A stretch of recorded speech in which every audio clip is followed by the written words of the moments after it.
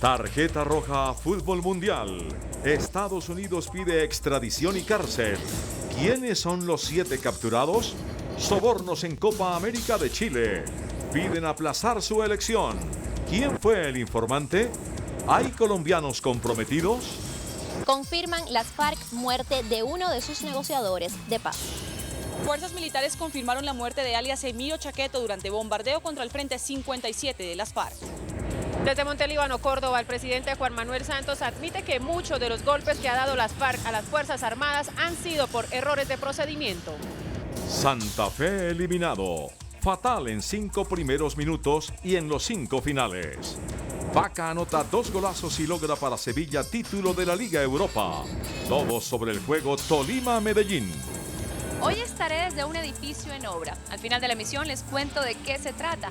Además, la inesperada separación de una de las que parecía ser una sólida pareja de Hollywood. Los espero. Buenas noches. Estos son nuestros secretos de hoy. 1. Instrucciones del gobierno a la Comisión de Sabios Tributarios. 2. ¿Qué dijo hoy la prensa de Estados Unidos sobre la política antidrogas de Colombia? 3. Un gran ejemplo sobre cómo se deben solucionar las peleas. 1, 2 y 3 al cierre.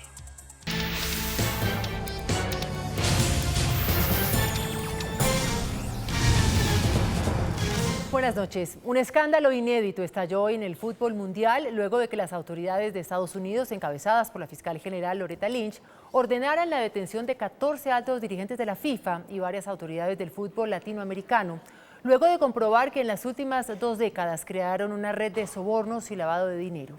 7 de los investigados de la FIFA, entre ellos 2 vicepresidentes del organismo, fueron detenidos en Suiza. La secretaria de Justicia y fiscal general de Estados Unidos, Loretta Lynch, no pudo ser más clara y contundente en su declaración sobre la investigación que anunciaron las autoridades norteamericanas contra la FIFA desde Nueva York. We are here to announce the unsealing of charges and the arrests of individuals as part of our long-running investigation into bribery and corruption in the world of organized soccer. Now, many of the individuals and organizations we will describe today were entrusted with keeping soccer open and accessible to all. They held important responsibilities at every level, from building soccer fields for children in developing countries to organizing the World Cup. They were expected to uphold the rules that keep soccer honest and to protect the integrity of the game. Instead, they corrupted the business of worldwide soccer to serve their interests and to enrich themselves. Lynch aseguró que 2 generaciones del fútbol del norte, centro y Sudamérica están contaminadas por la corrupción de la FIFA. Beginning in 1991, 2 generations of soccer officials, including the then presidents of 2 regional soccer confederations under FIFA, one being the Confederation of North, Central American and Caribbean Association Football, known as CONCACAF, which includes the U.S., and the South American Football Confederation, or CONMEBOL, which represents organized soccer in South America, used their positions of trust within their respective organizations to solicit bribes from sports marketers in exchange for the commercial rights to their soccer tournaments. They did this over and over, year after year, tournament after tournament. Lynch explicó que los implicados en la investigación habrían delinquido en suelo estadounidense. We are also in the process of seeking the apprehension of additional defendants. All of these defendants abused the U.S. financial system and violated U.S. law, and we intend to hold them accountable. Going forward, we welcome the opportunity to work with our partners around the world to bring additional co-conspirators and other corrupt individuals to justice. El director del FBI aseguró que no habrá terrenos vedados para esta investigación. That if you touch our shores with your corrupt enterprise, whether that is through meetings or through using our world-class financial system, you will be held accountable for that corruption. Nobody is above or beyond the law. Por su parte, el Servicio de Impuestos de Estados Unidos reveló los alcances del esquema delictivo. As the best financial investigators in the world, IRSCI special agents exposed complex money laundering schemes, uncovered millions of dollars in untaxed income, and discovered tens of millions of dollars hidden away in offshore accounts in countries like Hong Kong, the Cayman Islands, and Switzerland. Estados Unidos confirmó que pedirá en extradición a todos los detenidos e invitó a organismos de la ley en otras naciones a vincularse a la investigación. En las últimas horas se conoció que Estados Unidos solicitó a las autoridades de Paraguay la detención preventiva con fines de extradición del expresidente de la Confederación Suramericana de Fútbol, Nicolás Leos. A través de su embajada en Asunción, Estados Unidos pidió la detención preventiva y extradición de Nicolás Leos, expresidente de la CONMEBOL. El exdirigente de 86 años es acusado de conspiración para acordar intencionadamente conducir o participar de actividades de crimen organizado, conspiración para estafar, dirigir o intentar una transacción final que envuelva ganancias de actividades ilícitas. Sin embargo, esta no es la primera vez que lo acusan por corrupción, ya que fue investigado en 2007, 2010 y 2011. Vale la pena recordar que en Zúrich también fueron detenidos otros dirigentes de FIFA del continente, como el actual vicepresidente de la FIFA, Eugenio Figueredo, y el presidente de la CONCACAF, Jeffrey Webb, a quienes las autoridades estadounidenses acusan de estar involucrados en un esquema de corrupción en el cual habrían recibido sobornos de parte de representantes de medios y firmas de promoción deportivas por unos $100 millones a cambio de derechos mediáticos, publicidad y auspicio en torneos de fútbol en América Latina. La investigación por el supuesto pago de sobornos a funcionarios y exfuncionarios de la Federación Internacional de Fútbol Asociado deja esta noche tras las rejas a 7 altos dirigentes del balompié, entre ellos 2 vicepresidentes de la FIFA. 14 personas, entre los que se encuentran varios miembros de FIFA, son los investigados por las autoridades judiciales de Estados Unidos. Jeffrey Webb, vicepresidente del Comité Ejecutivo y actual presidente de la CONCACAF. Es presidente de esa entidad desde 2012. A su vez, presidente de la Federación de Islas Caimán. Ha sido una de las voces que más pidió que se liberara el reporte sobre la investigación de los procesos de selección para los mundiales de Rusia y Qatar. Jack Warner, de Trinidad y Tobago, exmiembro del comité y antecesor de Jeffrey Webb en la presidencia de la CONCACAF. Manejó el órgano centroamericano entre el 90 y 2011. Tuvo que retirarse tras ser investigado por actos de corrupción en la Confederación. Eugenio Figueredo, vicepresidente y hasta 2014 presidente de la CONMEBOL. Estuvo al frente de la Asociación Uruguaya de Fútbol entre el 97 y 2006. Eduardo Lee, presidente de la Federación de Costa Rica desde 2007. Esta misma semana se iba a unir al Comité Ejecutivo de la FIFA. José María Marín, quien fue presidente de la Confederación Brasileña entre 2012 y abril de 2015. Estuvo al frente durante el Campeonato del Mundo. En la actualidad es vicepresidente de la Confederación y hace parte del comité que organiza el fútbol olímpico para Río 2016. Rafael Esquivel, presidente de la Federación Venezolana de Fútbol, miembro del Comité Ejecutivo de la CONMEBOL, criticado por fanáticos y por dirigentes políticos. Las investigaciones continúan y no se descartan nuevas capturas. Dentro de la investigación se conoció que dirigentes de la Confederación Sudamericana de Fútbol, la CONMEBOL, cobraron $100 millones en sobornos para otorgar los derechos de transmisión de la Copa América, que arranca en 2 semanas. Según la investigación, la empresa de marketing deportivo Datiza, fundada en 2013, pagó ese mismo año un soborno de $100 millones a funcionarios de la CONMEBOL. El trato incluía los derechos de la transmisión de la Copa América de este año, así como la edición especial Centenario de 2016 y los torneos del 2019 y 2023. Estos 100 millones se dividen en 20 por la firma del contrato y otros 20 por cada uno de los 4 torneos. El Departamento de Justicia de Estados Unidos recoge que cada uno de esos pagos se dividía en gran parte entre el presidente de la CONMEBOL y los presidentes de las federaciones de fútbol de Argentina y Brasil. Los demás miembros de la Confederación Sudamericana de Fútbol se llevaban $1,5 millones cada uno. 3 son los empresarios vinculados con esta empresa, todos argentinos. Entre ellos figura Alejandro Bursaco, director de torneos y competencias.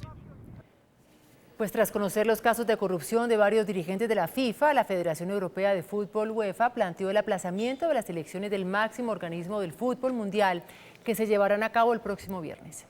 La Federación Europea de Fútbol, una de las más importantes y poderosas del mundo, se apartó del presidente Blatter. UEFA shows this FIFA the red card. Today's events are a disaster for FIFA and tarnish the image of football as a whole. UEFA is deeply shocked and saddened by them. These events show, once again, that corruption is deeply rooted in FIFA's culture. There is a need for the whole of FIFA to be rebooted and for a real reform to be carried out. Por ello, la UEFA pidió aplazar la elección que se llevará a cabo el viernes. The FIFA Congress should be postponed with new FIFA presidential elections to be organized within the next 6 months. El secretario de la UEFA señaló que si se sigue adelante con la elección, los resultados de este congreso que empieza mañana serán ilegítimos. The upcoming FIFA Congress risks to turn into a farce, and therefore the European associations will have to consider carefully if they should even attend this Congress and caution a system which, if it is not stopped, will ultimately kill football. El organismo europeo, presidido por el francés Michel Platini, señaló que presentará una moción con carácter de urgencia ante la FIFA. A pesar de toda la investigación revelada hoy, el proceso de elección del presidente de la FIFA sigue adelante con solo 2 candidatos. Uno de ellos, el actual mandatario Joseph Blatter, y el príncipe jordano Ali Hussein. Horas después del escándalo, el futuro de la FIFA es incierto. Por un lado, aunque muchos quieren el cambio para que sea elegido como nuevo presidente, el príncipe jordano Al bin Al Hussein, las posibilidades del musulmán son pocas. En la elección de este viernes, el líder asiático de 39 años tendría que obtener mínimo 70 votos para forzar una segunda vuelta frente al actual mandatario suizo, que solo requiere el 66% de los sufragios. En el eventual caso que el ganador sea el príncipe jordano, en la FIFA se impondría una nueva cultura corporativa, una estrategia que ya le funcionó en el pasado a bin Al Hussein para quedar en su actual cargo como vicepresidente representando a Asia en el año 2010 y que tendría como objetivo ser un ente más incluyente, especialmente con las mujeres, pues ve allí un área de crecimiento que debe ser tomada con mayor seriedad. Por otro lado, de continuar Blatter, y a pesar del escándalo, el poder del suizo podría ser incluso aún mayor, no solo porque llegaría a su 5º mandato consecutivo, sino también porque le daría la razón en su estrategia de llevar con mayor fuerza el fútbol a África y Asia, 2 de los continentes con la mayor cantidad de países en el planeta, esto sin importarle que sean mucho menos fanáticos del deporte que Europa y América Latina. Toda la investigación que terminó develando la red de corrupción dentro de la FIFA se logró gracias a la negociación que hizo con la justicia americana el exdirector de la Confederación de Fútbol de Norte, Centroamérica y el Caribe, CONCACAF, Chuck Blazer. El topo en toda esta investigación fue Chuck Blazer, exsecretario general de la CONCACAF entre 1996 y 2013. El estadounidense fue suspendido 90 días por recibir $20 millones de la CONCACAF de forma ilegal. En ese momento el dirigente entró en el radar de la justicia estadounidense y para evitar la cárcel se convirtió en el espía del FBI dentro de la FIFA. Blazer llevó un micrófono a varias reuniones con miembros del máximo ente del fútbol. Estos encuentros se realizaron durante los Juegos Olímpicos de Londres 2012 y además el directivo registró operaciones fraudulentas. El escándalo se desató porque varios dirigentes se acogieron a la justicia. El brasileño José Jaguila, fundador de la empresa de marketing deportivo Traffic Group, se declaró culpable de 4 cargos: conspiración de crimen organizado, fraude, lavado de dinero y obstrucción a la justicia. Además, acordó entregar más de $151 millones. Darryl Warner fue el primero en declararse culpable el 15 de julio de 2013 de los cargos de fraude electrónico y estructuración de las transacciones financieras. Es hijo del acusado Jack Warner y fue ex oficial de desarrollo de la FIFA. 3 meses después, Darian Warner reconoció su culpabilidad en 3 cargos: conspiración de fraude electrónico, conspiración de lavado de dinero y la estructuración de las transacciones financieras. Pagó una caución de $1.100.000. La ley estadounidense le da al Departamento de Justicia de ese país la autoridad de llevar casos contra sus ciudadanos radicados en el exterior. Además, permite presentar casos contra personas extranjeras siempre que haya una conexión mínima con Estados Unidos, como por ejemplo utilizar un banco norteamericano o un servidor local de Internet. El entramado de corrupción envuelve a una organización con 209 socios creada en 1904, la Federación de Fútbol Asociado FIFA, cuyo poder ha desafiado la voluntad de varios estados. La Federación Internacional del Fútbol Asociado FIFA es el máximo ente del deporte rey. Es una asociación privada que gobierna 6 confederaciones, donde están incluidas 209 federaciones de fútbol, es decir, tiene 17 naciones más que la ONU, y todas están comprometidas a respetar los estatutos de esta organización, lo que le otorga un poder que hasta hoy parecía por encima de la ley. Si una federación tiene alguna discrepancia con el gobierno de su país, ahí aparece la FIFA para amenazar. Si no cumples mis reglas, no jugarás mis competiciones. Como le pasó a Grecia, la Federación Helena fue intimidada con la exclusión de todos sus equipos profesionales y selecciones de fútbol de las competiciones internacionales si el gobierno aprobaba un proyecto de ley que permitía injerencias políticas en la gestión de este deporte. La joya de la corona es el Mundial. La venta de derechos televisivos, publicitarios, de entradas y organizativos supone el 90% de sus ingresos. En el Mundial del año pasado en Brasil ingresaron unos 4.500 millones de euros según la versión de la FIFA, aunque con la transparencia de esta organización en entredicho se puede suponer que entró más dinero por debajo de la mesa. El fiscal general encargado, Jorge Fernando Perdomo, le pidió al Departamento de Justicia de los Estados Unidos, así como al Consulado de Colombia en Berna, Suiza, que informen si hay ciudadanos colombianos vinculados al escándalo de la FIFA. La Fiscalía General envió una carta a Magdalena Boynton del Departamento de Justicia de los Estados Unidos y otra a Bernardo Romero, encargado de funciones consulares de Colombia en Berna, Suiza. Oficialmente a las autoridades judiciales de Estados Unidos y a las autoridades judiciales de Suiza para que nos informen si dentro de las investigaciones, que son dos diferentes, que están llevando las dos fiscalías, existe alguna vinculación de algún funcionario o directivo del fútbol colombiano. Sostuvo que la petición busca determinar si hay mérito para adelantar algún proceso penal en Colombia. Lo hicimos de forma preventiva teniendo en cuenta que dentro de los capturados y dentro de los procesados en Estados Unidos hay varios funcionarios de la FIFA a nivel latinoamericano. Dijo que por ahora la Fiscalía General no tiene investigaciones contra directivos del fútbol colombiano por corrupción. Esto, por supuesto, para saber si en el eventual caso sería pertinente la activación de la competencia de la Fiscalía en esas investigaciones. Si algún colombiano está vinculado al escándalo de presunto soborno en la FIFA, se buscará determinar dónde se lleva la investigación. Las redes sociales se revolucionaron con las denuncias y capturas de algunos de los dirigentes del máximo organismo futbolístico acusados por estafas, sobornos y corrupción. Alejandra, buenas noches. ¿Qué dicen los internautas sobre el caso FIFA? Buenas noches, Inés María y María Andrea. Luego del escándalo más grande que se ha presentado en toda la historia de la FIFA, las reacciones en el mundo del fútbol no se hicieron esperar. Aquí les presentamos algunas de estas. El exfutbolista portugués Luis Figo hace 8 días abandonó sus aspiraciones a la presidencia del organismo, según él por falta de transparencia en la elección. Y tras las capturas de hoy, reafirmó en su perfil de Facebook su posición diciendo lo siguiente: a quien le gusta el fútbol, quien lo siente como yo, tiene que reservar el día 27 de mayo como uno de los peores días de la historia de la FIFA.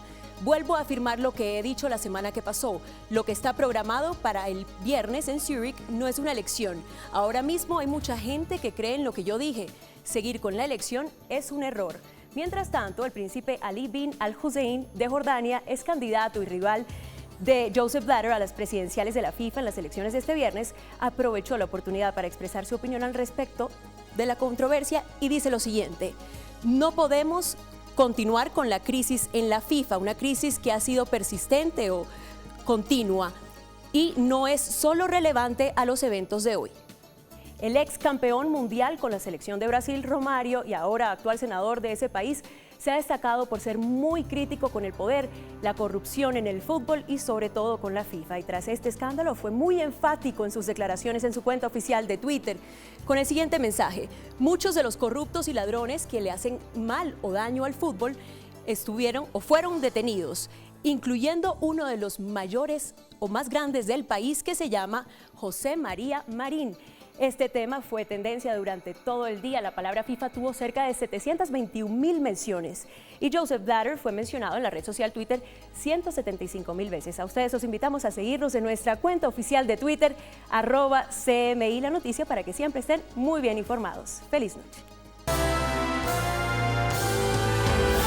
Desde La Habana, el vocero de las FARC, alias Pastor Alape, reveló que en un bombardeo a un campamento de las FARC resultó abatido alias Jairo Martínez, uno de los ideólogos de esta agrupación.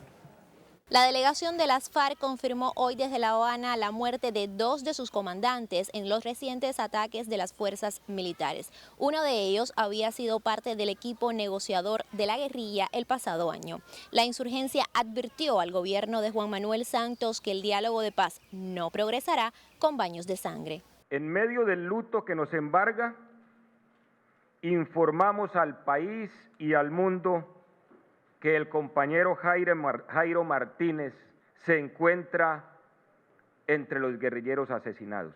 Las FARC también confirmaron la noticia de otro golpe mortal a su organización. El 25 de mayo en el Chocó, en un ataque del ejército, fue asesinado el comandante del 18 Frente e integrante del Estado Mayor Central, Román Ruiz, y 3 de sus acompañantes. Las FARC pidieron restablecer la confianza entre las partes, así como retomar los esfuerzos para desescalar la guerra y poder abordar entonces el tema de la justicia.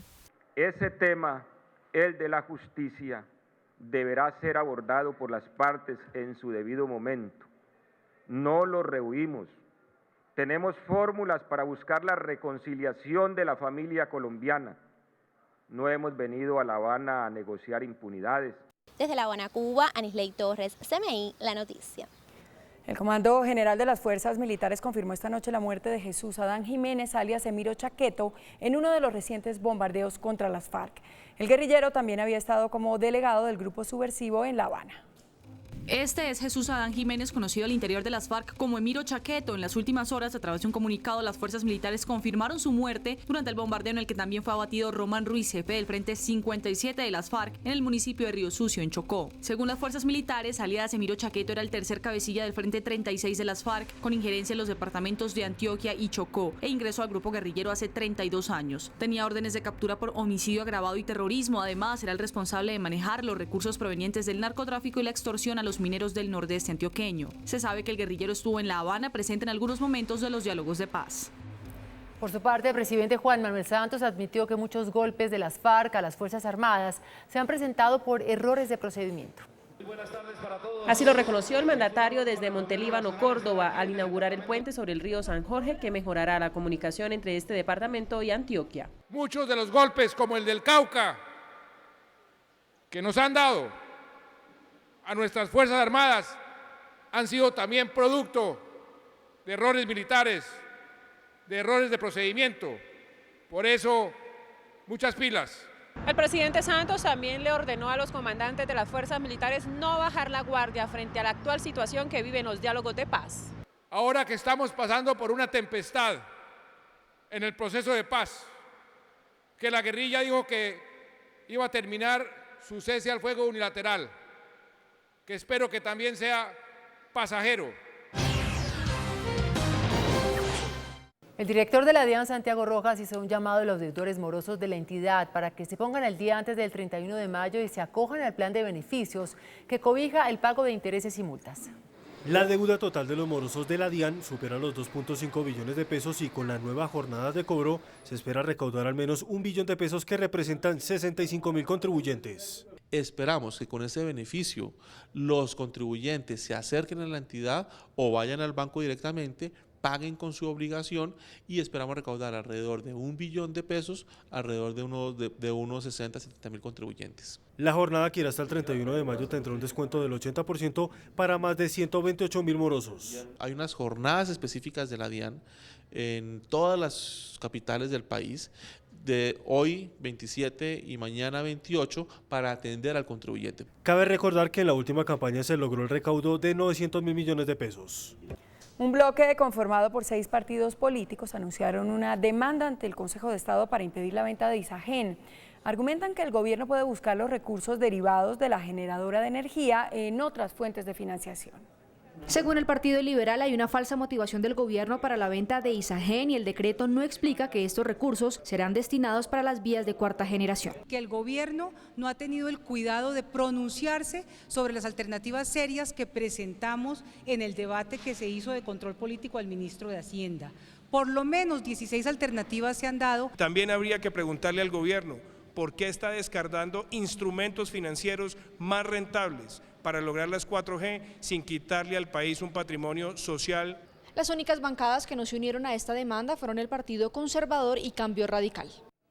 La Corte Constitucional ordenó a la aerolínea Avianca aumentar el sueldo de 400 pilotos y auxiliares de vuelo que hacen parte de una asociación sindical y que no fueron incluidos en un pacto salarial que la empresa concertó con los empleados no sindicalizados.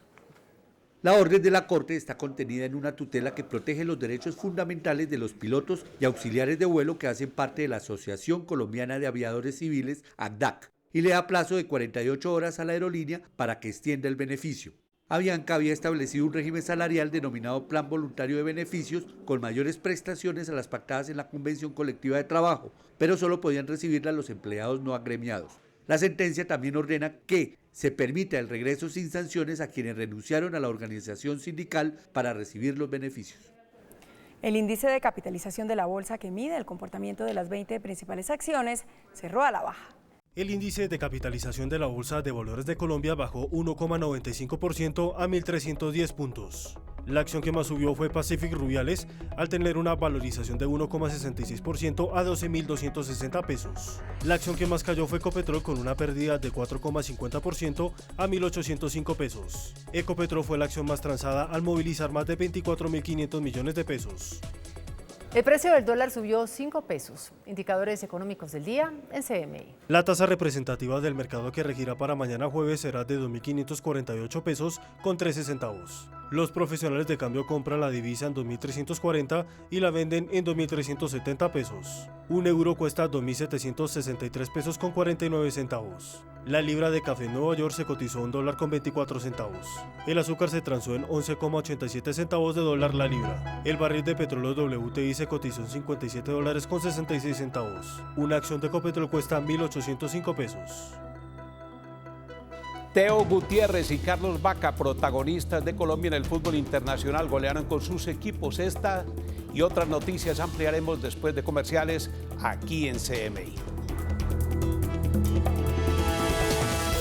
Uno de los pilares del entretenimiento en Colombia, Fernando Gaitán, se aventura con un nuevo proyecto cultural. Después de comerciales, los espero desde Gaitán en obra, literalmente.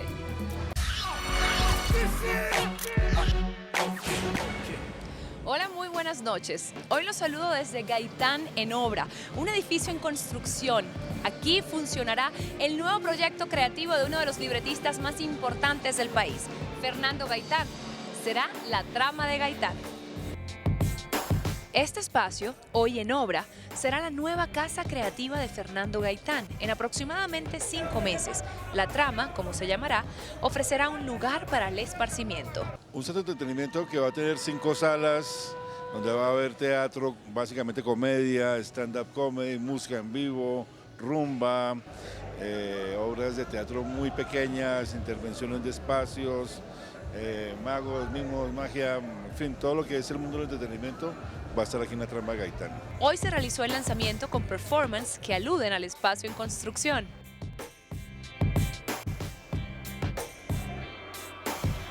En el norte de Bogotá, la trama buscará ser una alternativa cultural para los capitalinos.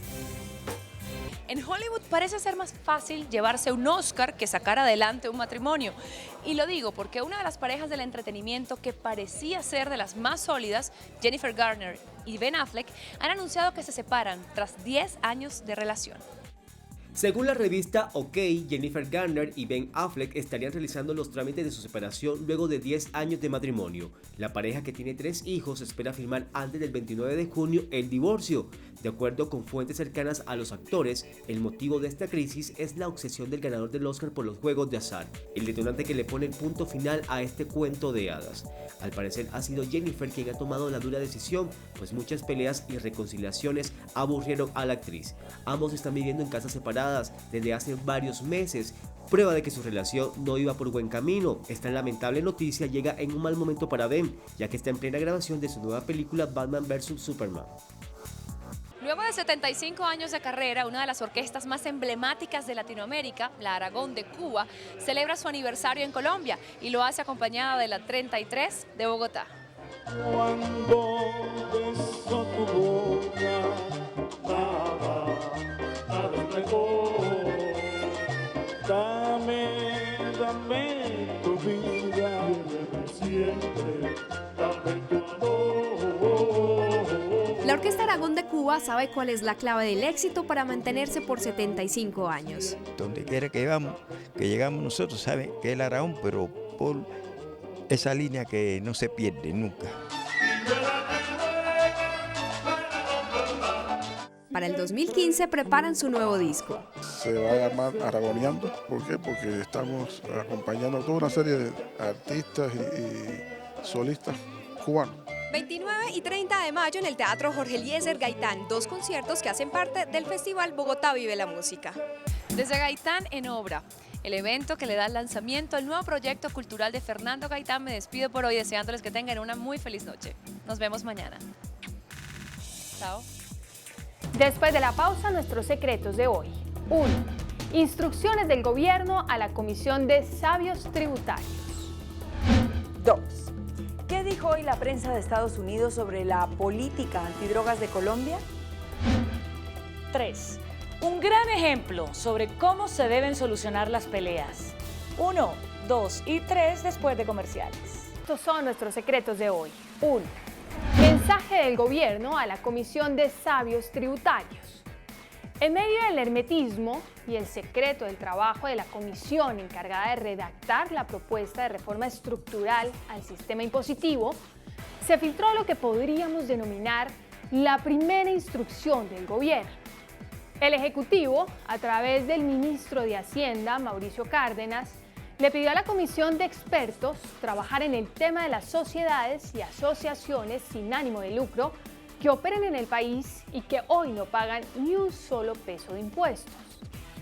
Cálculos iniciales indican que hay más de 60.000 operando actualmente en Colombia, muchas de las cuales están siendo utilizadas para evadir el pago del impuesto de renta. El gobierno quiere extremar los requisitos para autorizar la operación de esta clase de sociedades y poner a tributar a muchas de ellas. En junio, los gurús tributaristas deben entregar el informe sobre el primer encargo del gobierno. 2. The New York Times, uno de los diarios más influyentes de los Estados Unidos, dedica su editorial de hoy a los avances en la lucha contra las drogas por parte de varios países en Sudamérica.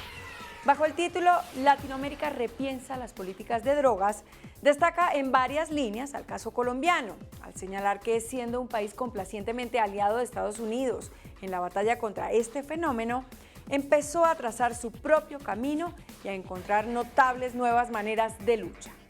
Textualmente, el Times dice: desafiando a los Estados Unidos, el gobierno colombiano prohibió las aspersiones aéreas de cultivos de coca, aduciendo preocupaciones en materia de salud. El prestigioso diario recuerda que a principios de este mes, el ministro de Justicia, Yesid Reyes, durante un discurso ante las Naciones Unidas en Nueva York, esbozó propuestas que incluyen la descriminalización del consumo de drogas y la búsqueda de alternativas diferentes a la prisión por delitos menores relacionados con los estupefacientes. El periódico cita textualmente a partes de la intervención del ministro Reyes ante la ONU, cuando dijo que la guerra contra las drogas no se ha podido ganar y que por esa razón es imperativo acordar a nivel internacional una política contra las drogas que les permita a los países combatir el problema de una manera más humana, más inteligente y más efectiva. Colombia, pues, con el reconocimiento de la prensa norteamericana, comienza a acoger la propuesta hecha hace varios años por los expresidentes Gaviria de Colombia, Zedillo de México y Cardoso de Brasil, en el sentido de que la drogadicción no puede seguir siendo manejada con la ya fracasada represión, sino como un problema de salud pública y, en consecuencia, enfrentarlo no como un crimen, sino como una enfermedad. Y pensar que mientras diarios como el New York Times en Estados Unidos elogian este grito de autonomía de Colombia, en nuestro país personajes como el procurador Alejandro Ordóñez lo critican e impugnan. Como dijo Gabo, vivir para contarla. 3. Dos dirigentes, uno del gobierno y otro de la oposición, acaban de dar un gran ejemplo de cómo, con generosidad, sentido de conciliación y otorgando prioridad al bien común, se pueden lograr acuerdos que parecían inalcanzables. Esta ejemplar actitud la asumieron el abogado Martín Carrizosa y el empresario Guillermo Botero. Los dos disputaban desde hace 5 meses la presidencia de la Cámara de Comercio de Bogotá. Carrizosa apoyado por el gobierno y Botero por la oposición. Y las votaciones quedaron siempre empatadas 6-6. Y así han podido continuar por los siglos de los siglos. Tanto Botero como Carrizosa convinieron en que no tenía sentido imitar al Consejo de Estado en interminables votaciones aferrados al principio egoísta de quién puede más. Después de 5 meses se llegó a un acuerdo. Botero, en vez de anclarse en su posición, propuso que los dos se alternaran en la presidencia en una especie de alternación frente nacionalista y admitió que el primer presidente de esta nueva etapa sea Carrizosa, con la vicepresidencia de Gonzalo Serrano, empresario del grupo que apoyaba a Botero. El segundo periodo lo presidirá Botero con vicepresidencia de William Parra del sector de Carrizosa. Ahora bien, la interinidad que se produjo durante varios meses en la Junta reveló un problema en el cogobierno corporativo de la Cámara de Comercio de Bogotá, en donde no es posible dirimir empates. La Cámara de Comercio es muy importante para una ciudad y más para Bogotá, porque es uno de los principales actores del diálogo cívico y no solamente en el manejo del registro mercantil. Tiene programas educativos de apoyo a la generación de empresarias y adicionalmente, una de sus filiales es Corferias, el principal registro ferial que tiene Colombia.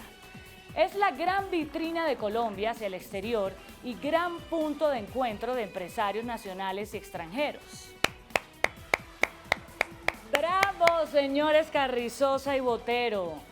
Hicieron lo que debían hacer. ¿Para qué pelear?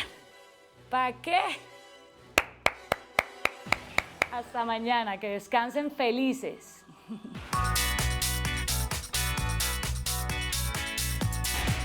Después de la entrevista en Pregunta Yamid con el periodista deportivo César Augusto Londoño, ¿cree usted que debe seguir Joseph Blatter como presidente de la FIFA? Sí, 8%. No, 92%.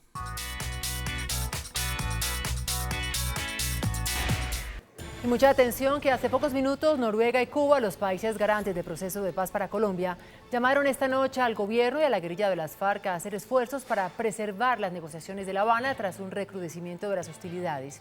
Insistieron en la necesidad de la adopción de un cese bilateral del fuego y de las hostilidades. Muy bien, hasta aquí las noticias. Gracias y buenas noches. Nos vemos mañana, como siempre, en CNI La Noticia.